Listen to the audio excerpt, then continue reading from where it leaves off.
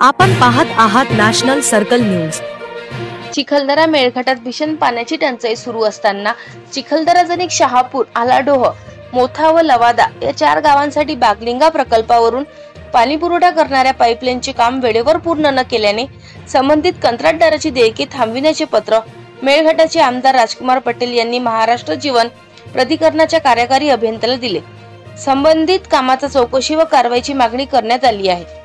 बागलिंगा प्रकल्पावरून 11 kilometre अंतरावरील चिखलदरा नजीकच्या आलाडोह, शहापूर, मोथा व लवादा या 4 गावांसाठी जवळपास 26 कोटी रुपये खर्च करून पाणी पुरवठा योजनेचे काम सुरू आहे।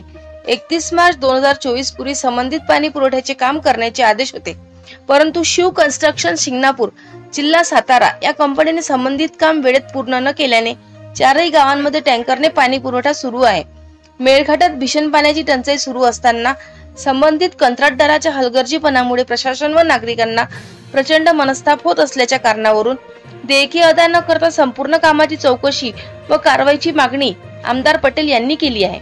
दरम्यान पाण्याची मागणी सातत्याने वाढत असली तरी मेळघाटात नळावाटेद्वारे शुद्ध पाण्याचा पुरवठा ठरलेल्या मुदतीत होत आहे, त्याला तांत्रिक अडचणी असतात की अन्य हा संशोधनाचा विषय आहे। संबंधित कामाचा निविदा 10% जादा दराने मंजूर करण्यात आल्या आहेत। निविदेतील अटी व शर्तीनुसार काम मार्च 2024 पर्यंत पूर्ण करणे गरजेचे होते।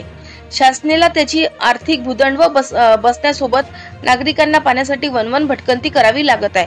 नॅशनल सर्कल न्यूज मुख्य संपादक प्रताप गवई।